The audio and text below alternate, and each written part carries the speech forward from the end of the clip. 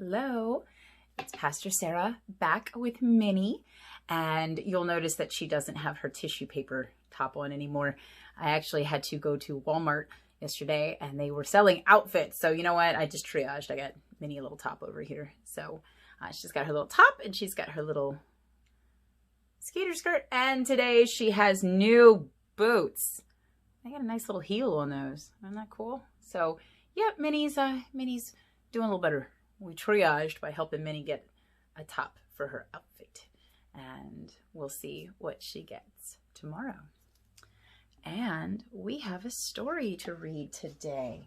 Now tomorrow will be the 4th week of Advent. And so we will have the second half of Advent that we'll start preparing for. But today we've got to come over here to, oops, this is a big book, 12.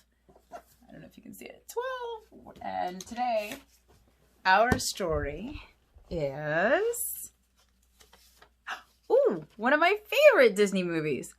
Today is The Christmas Treasure Hunt. And it looks like it's The Little Mermaid, because there's Ariel and Eric and Max. All right.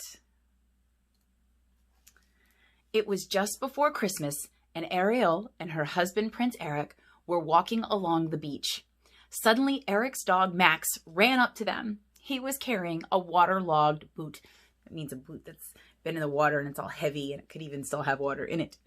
"I've been searching for that boot for months," cried Eric. It looked like Eric needed a new pair of boots. Ariel decided to get him some for Christmas, but she only had a few days to think of gifts for everyone else. Sometimes those are the best gifts.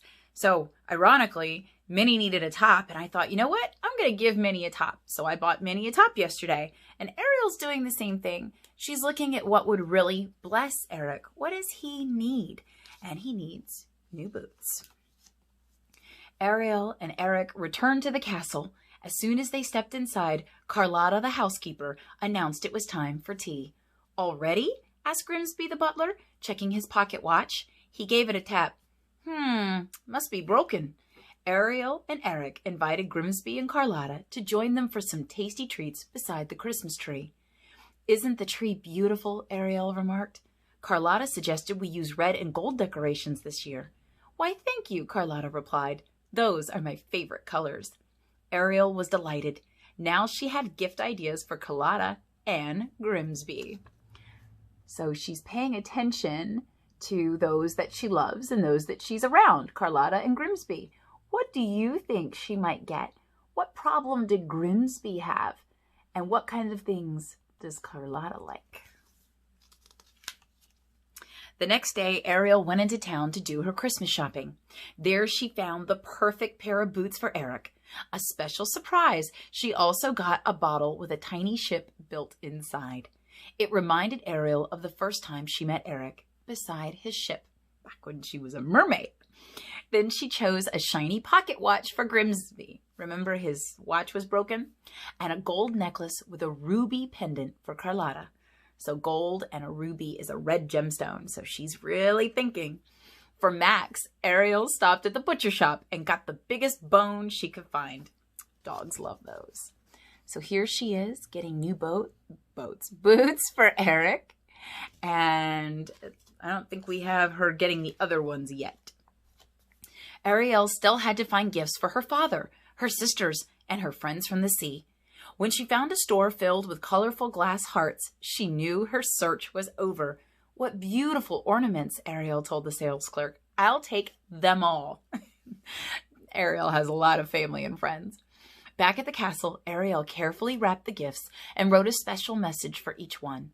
Suddenly, Ariel heard a loud chewing noise. Max was gnawing happily on the bone she had got him. "No opening presents early, Max," she scolded. She took the bone and hid it under the bed. Look at him over here chewing on his bone early. You know what the problem is? Dogs can smell their gifts. On Christmas morning, everyone at the castle shared a festive breakfast. Afterward, Ariel went to her room to get everyone's presents. But when she looked under the bed, all the gifts were gone. She looked under the rug and inside the wardrobe. She even looked behind the curtains. but the gifts were nowhere to be found. So here they are having big dinner. Oh my goodness. Look at all of that food. Ariel, Eric called upstairs. It's time for presents. Ariel joined the prince by the tree. Is it all right if we do that later? I told my Mer family and friends I'd meet them on the beach this morning. Ariel decided she could keep looking for the presents later. Of course, replied Eric. Come along, everyone. We're going on a Christmas visit. So she's stalling. She's trying to buy time. Ariel's friends, Flounder, Sebastian, and Scuttle were waiting on the beach. Scuttle the seagull handed Ariel a small chest. We thought these whatchamajinglies would come in handily. Ariel opened the lid and saw the sorts of treasures she had loved to collect when she was a mermaid. There was a bent fork and a cracked mirror. Thank you, Ariel exclaimed happily. We've all helped to find them, Flounder said proudly. Aw, look, Scuttle and Sebastian and Flounder got her all the kinds of wonderful things that she used to collect. They used to call forks dingle hoppers and brush their hair with them. Just then, King Triton and Ariel's sisters swam up. Merry Christmas, they called. Merry Christmas, Ariel replied, waving to her family. We've brought presents, Ariel's sister Aquata shouted. Oh, thank you, Ariel exclaimed. I have gifts for all of you, too, except... So there's Dad and her sisters, and look, they've brought really cool presents. Woof, woof, Max barked. The dog ran up, holding the boot. Your presents, Ariel said to Eric. Now she knew where the missing gifts were. Max had buried them on the beach. Ariel thought quickly. Surprise, everyone. We're going on a Christmas gift treasure hunt. Ariel, you are amazing, Eric said. Only you could turn Christmas into a new adventure. So there she is. And then there's Max with the old boot and Eric. Ariel thinks quickly on her feet. Which is funny because now she has feet. Okay. Soon Eric, Carlotta, Max, and Grimsby were digging around on the beach. Ariel's friends and Mer family cheered them on. Try digging near the old rowboat, Flounder called. Or near the sandcastle, Aquata shouted. Each time someone discovered a present, Scuttle would pick it up and deliver it to the right person. Oh, they're all working together. Look, everybody's digging. They're working on it. First class airmail for Carlotta, Scuttle called as he dropped the small package in the housekeeper's lap. The treasure hunt was loud, sandy, and the most fun anyone could remember having on Christmas morning. Everyone loved Ariel's gifts. After the treasure hunt was over, everyone gathered by the water's edge to say goodbye. Merry Christmas, they called to each other as Ariel and Eric headed back to the castle. And there's Eric getting in on the digging and fun. Back inside, Ariel and Eric sat by the fire and admired their gifts. What a wonderful Christmas tradition, Eric said. We should have a treasure hunt every year. Ariel smiled. It had been a day full of surprises, and sometimes the most unexpected treasures were the best. So here they are, and he seems to be enjoying his little ship in a bottle, and Max finally looks worn out and content.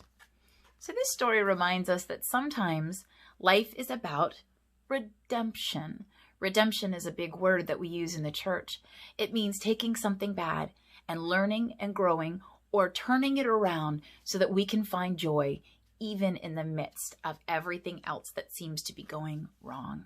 And so we use that word a lot in the church. And today was the same thing. Ariel thought, oh no, the presents got buried by the dog.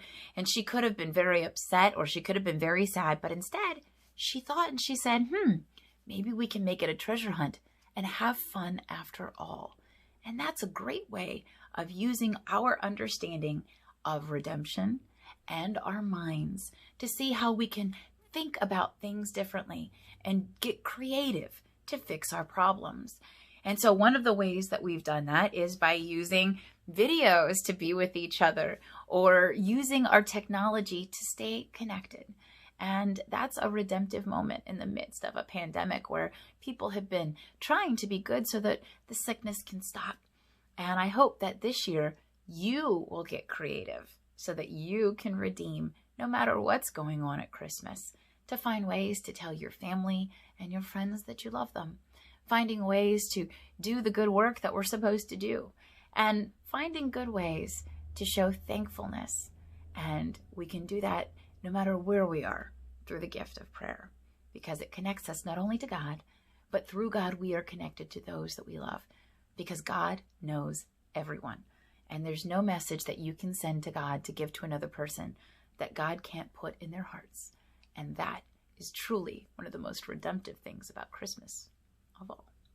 So I've had a good time with you today, and I look forward to tomorrow when we start week 3 of Advent. So I'll be lighting another candle in our church service, and I'll be lighting another candle here at my house, and we will start the downward trajectory toward Christmas Day.